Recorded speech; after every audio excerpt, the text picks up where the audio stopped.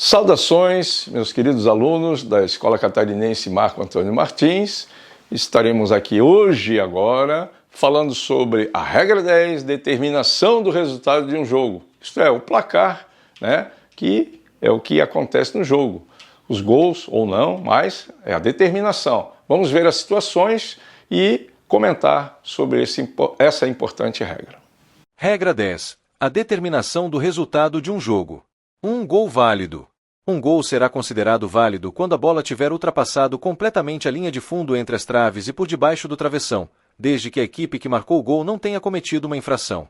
Então, a bola passando totalmente, aí será válido o gol. Se o goleiro arremessa a bola com a mão diretamente na meta adversária, será concedido um tiro de meta.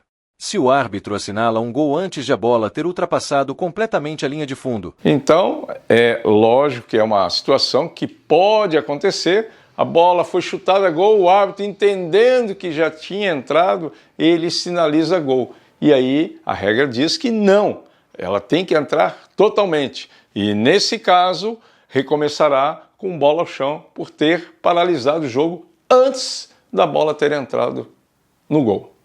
2. Equipe vencedora. A equipe que tiver marcado o maior número de gols será a vencedora. Se ambas as equipes marcarem o mesmo número de gols ou não marcarem nenhum, o jogo terminará empatado. Se o regulamento da competição exigir que uma equipe seja declarada vencedora depois de um jogo terminar em empate ou uma série de jogos dentro e fora de casa terminar empatada, somente serão permitidos os seguintes procedimentos para determinar a equipe vencedora. Esses procedimentos, de acordo com a regra, lógico que elas estarão também dentro do regulamento da competição. Vamos ver quais são esses procedimentos. A regra dos gols fora de casa. 2 tempos iguais de prorrogação que não excedam os 15 minutos cada. A disputa de pênaltis. Uma combinação dos procedimentos acima poderá ser utilizada. Então temos aí 3 situações. O árbitro deve saber disso e também ler o regulamento da competição. São 3 situações importantes: gols fora de casa, 2 tempos de 15 minutos, caso tenha prorrogação, 15 minutos no primeiro tempo, 15 no segundo tempo, e também, caso necessite, a disputa de pênaltis. Como agora nós estamos vendo e na Copa do Mundo de Clubes, na fase das oitavas para frente, né, nós teremos aí disputa de prorrogação, caso tenha empate, e depois penalidades. 3. Disputa de pênaltis. A disputa de pênaltis será realizada após o fim do jogo e, a não ser que algo diferente seja estipulado, as regras do jogo pertinentes se aplicam a ela. Um jogador expulso durante o jogo não poderá participar da disputa de pênaltis.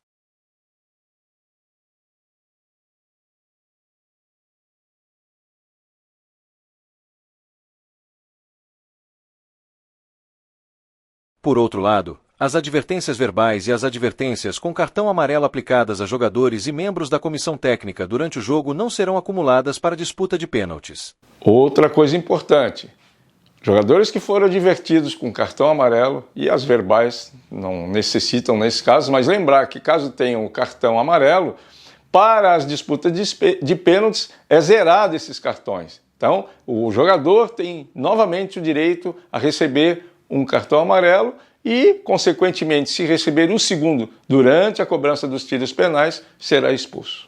Procedimento.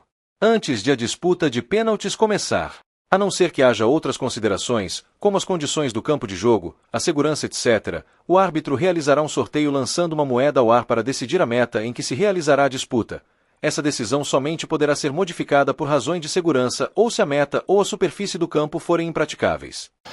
Então, para a disputa de pênaltis, o árbitro tem que fazer 2 sorteios. Tem que lembrar isso, 2 sorteios. O primeiro para ver em qual lado vai ser cobrado, né? Se no lado da direita ou da esquerda.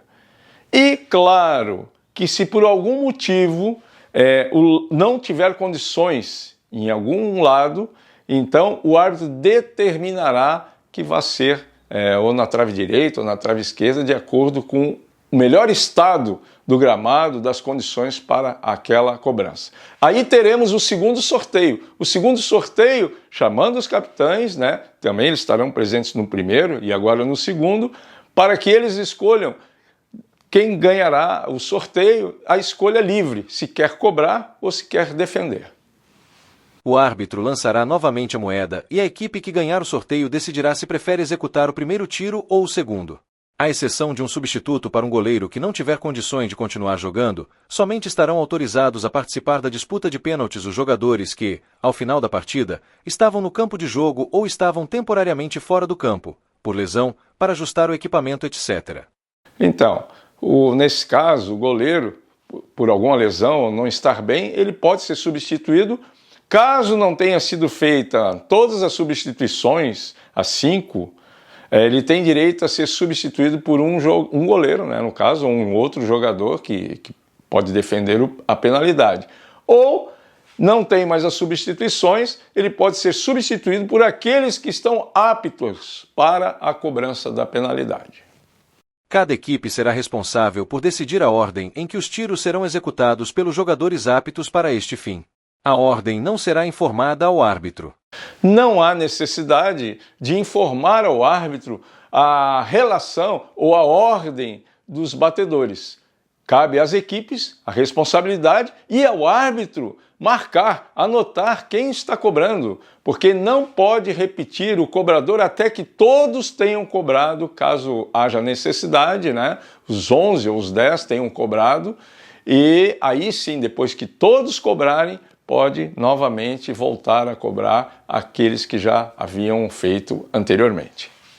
Se, ao final do jogo e antes ou durante a disputa de pênaltis, uma equipe tiver mais jogadores que a adversária, deverá reduzir seu número para se equiparar ao da equipe adversária, informando ao árbitro o número e os nomes dos jogadores excluídos.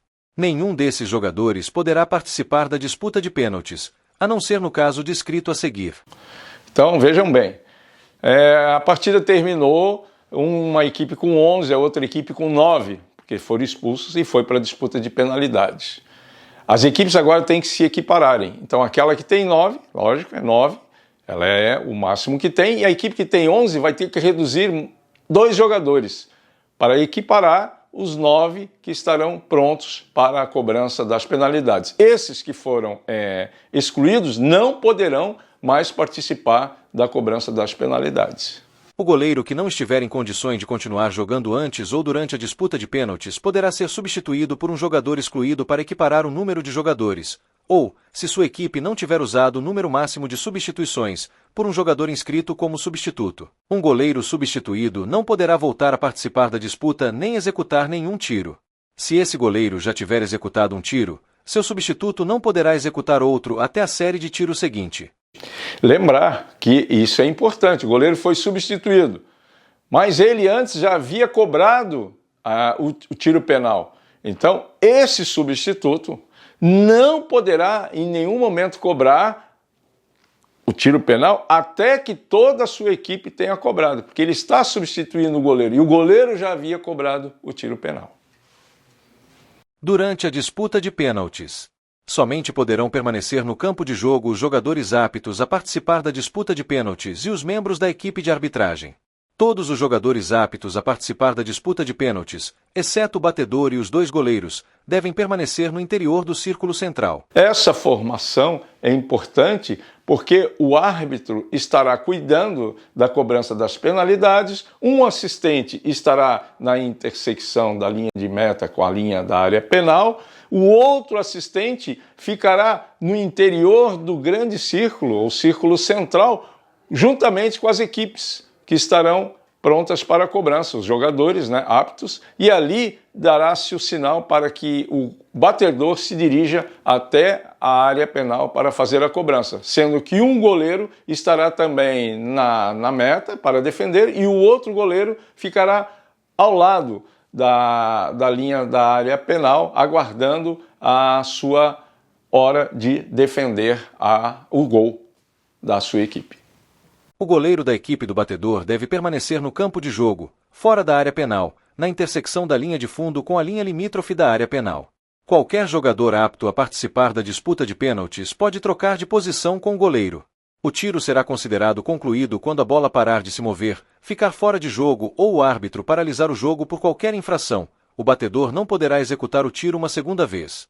Lembrando então que o tiro será concluído quando a bola parar de se mover, é importante lembrar isso, ou ficar fora de jogo, ou por uma outra situação que o árbitro tenha que ter paralisado no momento a cobrança.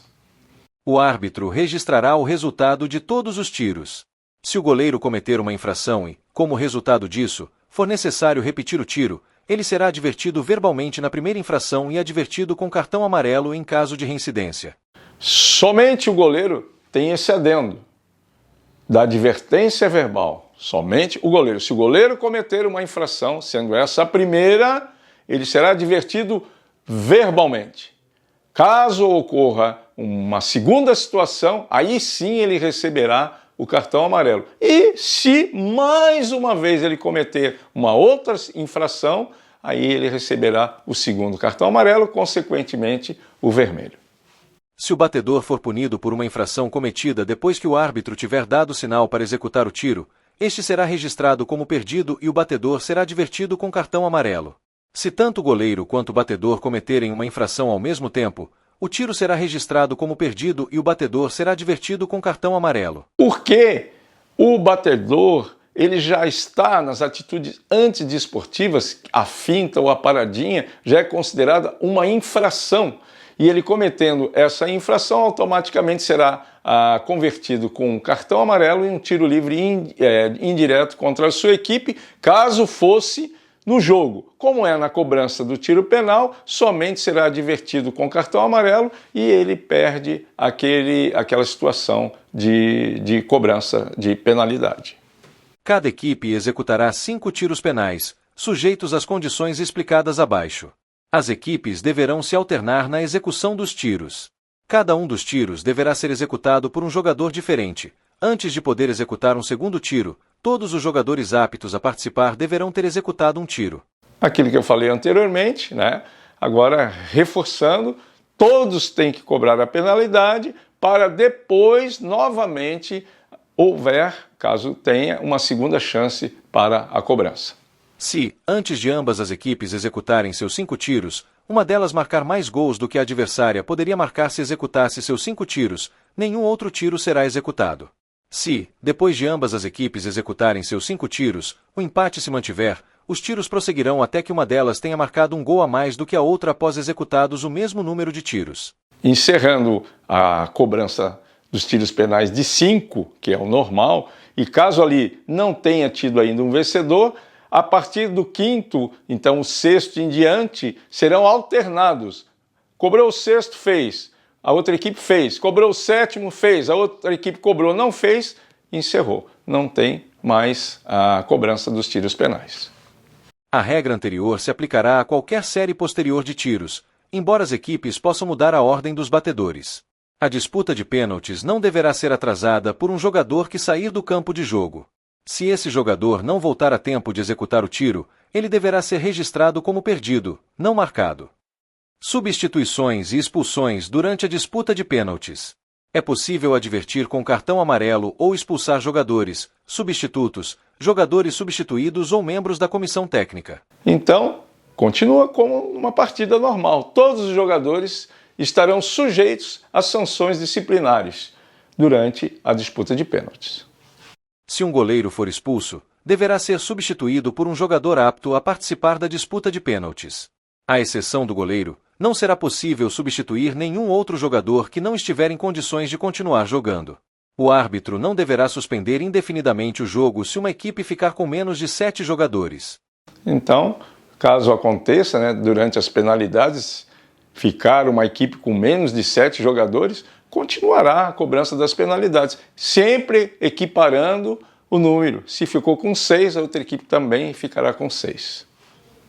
Sendo assim, encerramos. É importante lembrar dessas situações, porque o árbitro tem que estar ciente, porque alguma delas, caso não cumpra corretamente, ele pode ser penalizado por erro de direito. Atenção fundamental para essas situações.